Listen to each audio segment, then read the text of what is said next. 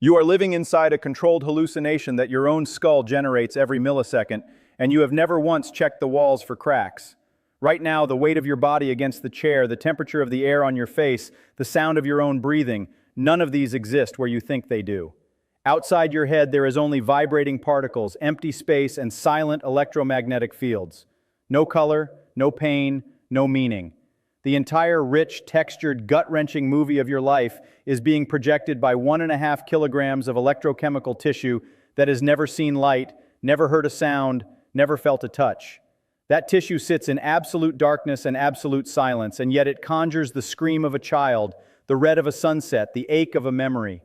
This is not philosophy. This is the most verified and most ignored fact of your existence. You go through your days treating the world as if it's out there, solid and independent, when in truth you are a ghost locked inside a bone vault, watching a simulation that has been optimized for survival, not accuracy. The spoon does not bend. The spoon never existed, and neither does anything else the way you feel it does. You are not experiencing reality. You are experiencing a user interface designed to keep you alive long enough to reproduce. That's it. That's the whole trick. And the moment you grasp this, really feel it in your gut, your entire relationship with anxiety, ambition, and suffering begins to crack. Because if your pain is a hallucination, then your fear of failure is a hallucination too. And if your greatest triumphs are just neural firing patterns, then so is your shame. You have been treating your thoughts as if they are the world. They are not even echoes of the world. They are dreams about echoes. And you are about to learn why that matters more than anything you have ever been taught. You have been raised on a lie so obvious and so total that pointing it out feels like insanity. The lie is this: that your mind is inside your body and your body is inside the world. Reverse it. Your body is inside your mind. The world you see, touch, and fear is not the backdrop of your consciousness. Your consciousness is the canvas, and the world is the paint. Think slowly about that. When you look at a tree, you assume light bounces off the tree, hits your retina, triggers signals, and then somewhere at the end of the line, you see it. That is physically correct, but phenomenologically backward. What you actually experience is not the tree. It is the final frame of a multi-stage transformation that your brain performs entirely inside the dark. You never leave the theater. No matter how far you travel, no matter how hard you stare, you are always staring at the back wall of your own skull. Every lover you have kissed, every meal you have tasted, every loss you have wept over, each was a private electrical storm that no one else could ever access. This is the most isolating fact in physics.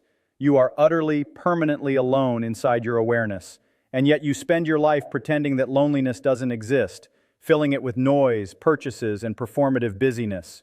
You will do anything except sit quietly and feel the raw weirdness of being a conscious entity suspended in a universe that does not care and does not even know you are here.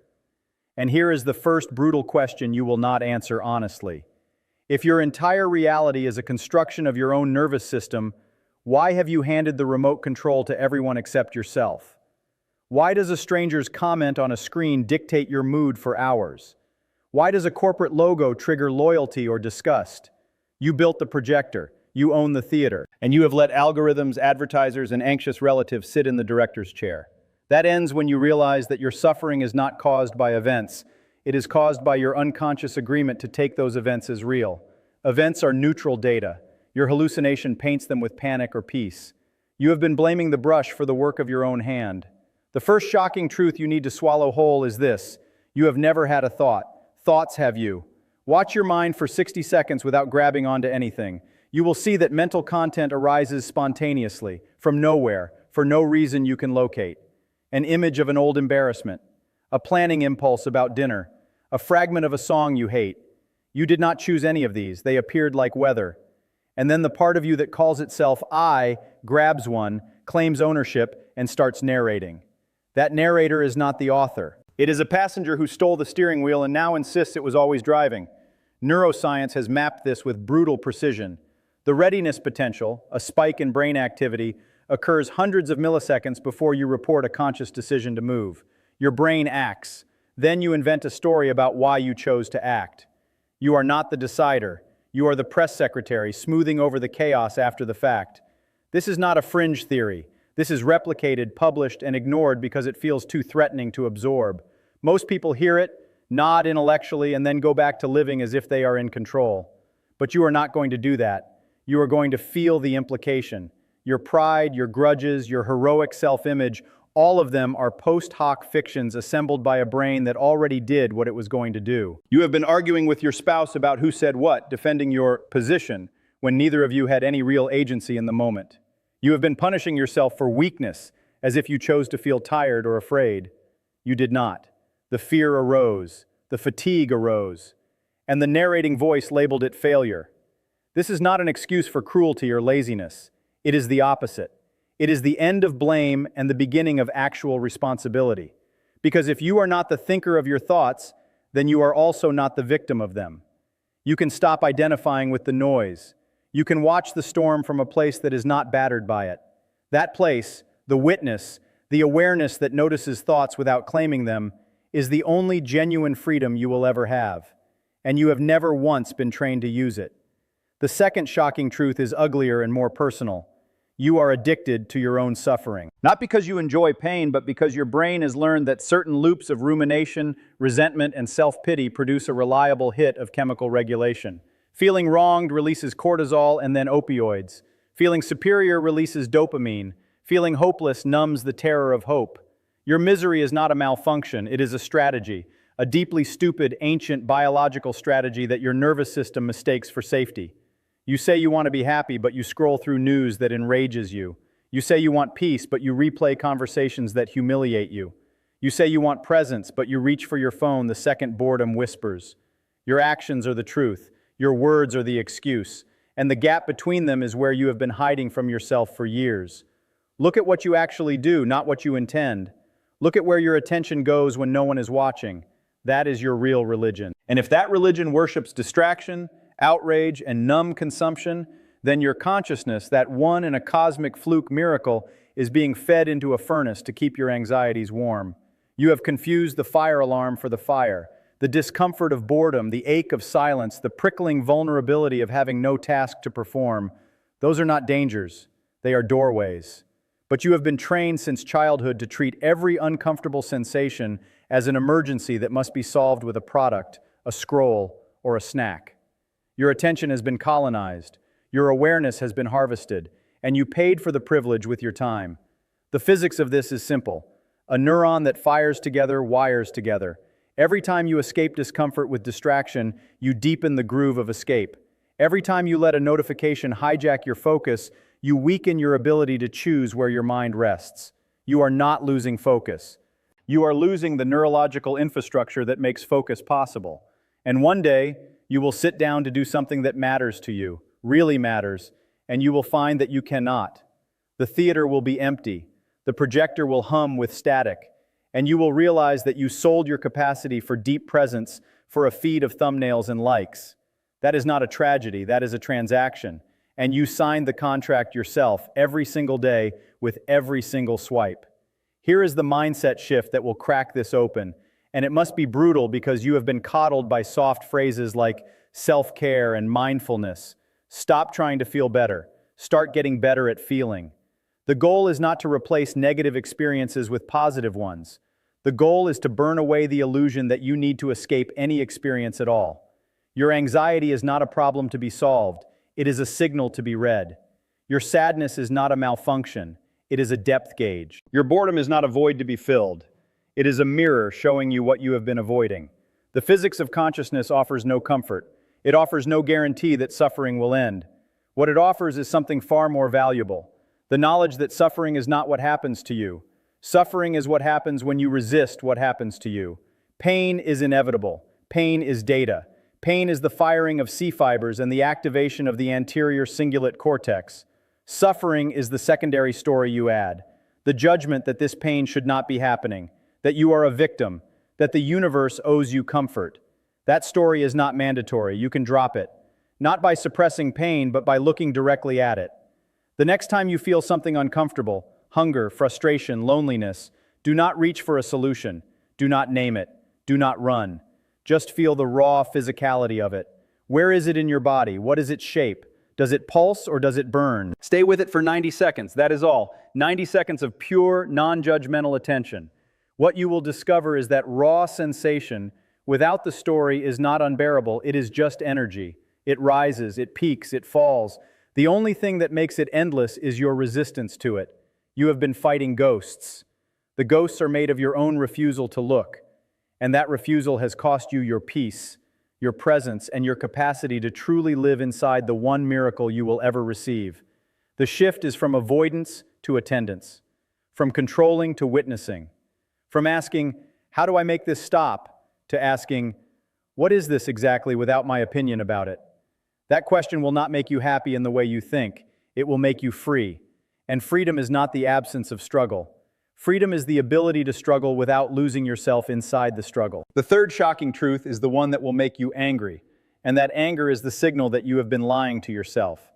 You do not want to wake up. You say you do. You watch videos like this one. You bookmark articles. You nod along with the harsh truths. And then you return to your life and do exactly what you have always done. Because waking up is not comfortable. Waking up means admitting that you have wasted years of your conscious life on autopilot. It means facing the blank terror of existence without the anesthetic of distraction. It means losing the excuses that have protected your ego, your childhood, your circumstances, your genetics, all the reasons you have collected like stamps to justify why you are not yet fully alive. Your brain will fight this harder than it fights anything else. Not because the brain is evil, but because the brain's first job is not truth. The brain's first job is survival, and survival favors the familiar. Your familiar misery is safer than unknown peace. Your familiar anxiety is safer than the vertigo of real presence. Your familiar numbness is safer than the raw electric shock of actually feeling your own existence. You are not trapped by your past. You are trapped by your preference for a painful known over a terrifying unknown. That is the deepest addiction, and it is the only one that matters. You can quit smoking, you can quit sugar, you can quit social media, but none of that will change anything if you do not quit the addiction to sleep itself, the habit of moving through your days without ever truly landing in the moment. You brush your teeth on autopilot. You drive the same route without seeing a single tree. You have conversations while rehearsing your next response. You eat entire meals without tasting a single bite after the first three. This is not living. This is a high-functioning coma, and you have been in it for so long that you mistake the coma for normal life. The people around you are in the same coma, so they nod along, but the physics does not nod. The physics says that conscious experience is the only undeniable fact in the universe, the one thing that cannot be an illusion because illusion requires a conscious observer to be fooled. And you are treating that undeniable fact like cheap wallpaper. You are wallpapering over the mystery of existence with grocery lists and sports scores. That is not humility. That is not practicality. That is a profound, ongoing act of disrespect toward the gift you did nothing to earn and will do nothing to keep. You will die. That is certain. What is not certain is whether you will ever actually be alive before you die.